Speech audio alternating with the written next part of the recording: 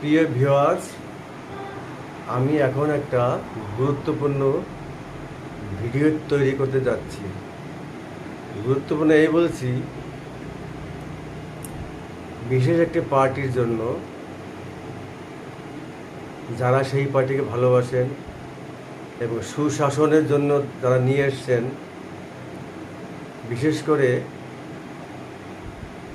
সেই পার্টির ভোটার, সমর্থক এবং সেই পার্টির নেতা নেত্রীদের জন্য। পরিষ্কার বলা যায়, বিজেপি আমাদের রাজ্যে সুশাসন প্রতিষ্ঠার জন্য শর্ত দিয়েছে। সেই শর্তগুলো দেখছি কিছুটা আস্তে আস্তে ধীরে ধীরে পালন হচ্ছে। তা আচ্ছা বলুন তো, সিপিএম 40 বছর রাজত্ব করে গেছে। প্রতিটা ভোটেই, কি লোকসভা, কি পঞ্চায়েত, কি বিধানসভা, পৌরসভা, সমস্ত নির্বাচনে জিতে গেছে। এর কারণটা কি? আর তৃণমূলও আমাদের মাননীয় প্রাক্তন মুখ্যমন্ত্রী জিতে গেছে 15টা বছর, অবিসংবাদিকভাবে জিতে গেছে।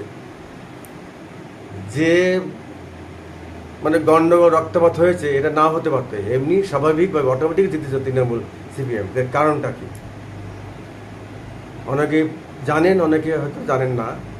এই কারণটা হচ্ছে, 40 বছর ধরে সিপিএম একটি বিশেষ শ্রেণীর মানুষকে তোল্লা এবং তোষণ দিয়ে চলতে হবে, বিশেষ সুযোগ সুবিধা দিত। এবং তৃণমূলের সেম, ধরুন মুসলমানদের জন্য, মুসলমান ভাই বোনদের জন্য, মুসলমান নাগরিকদের জন্য অনেক সুযোগ সুবিধা করে দিত, কিংবা তাদের তোষণ করতে। হিন্দুদের বিরুদ্ধে গিয়ে এই সিপিএম হিন্দুদের নানা ধরনের অত্যাচার, নিপীড়ন এরাও করেছে। তৃণমূল তো কথা ছেড়ে দিলাম, এটা তো ন্যাকেট একদম।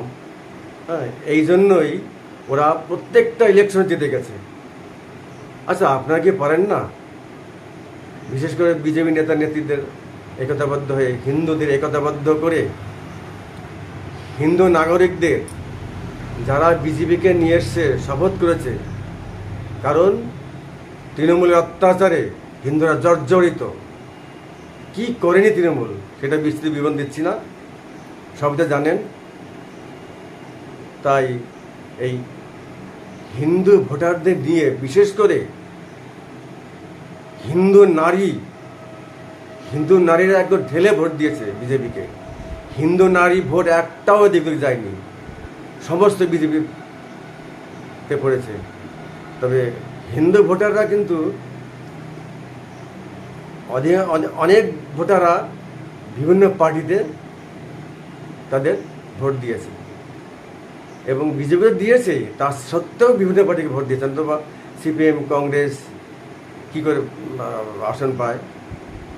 যাই হোক, এই হিন্দু ভোটারদের নিয়ে বিজেপি নেতা নেত্রীরা একটু চিন্তা ভাবনা করুন, যাতে হিন্দু ভোটারদের, হিন্দু সমর্থকদের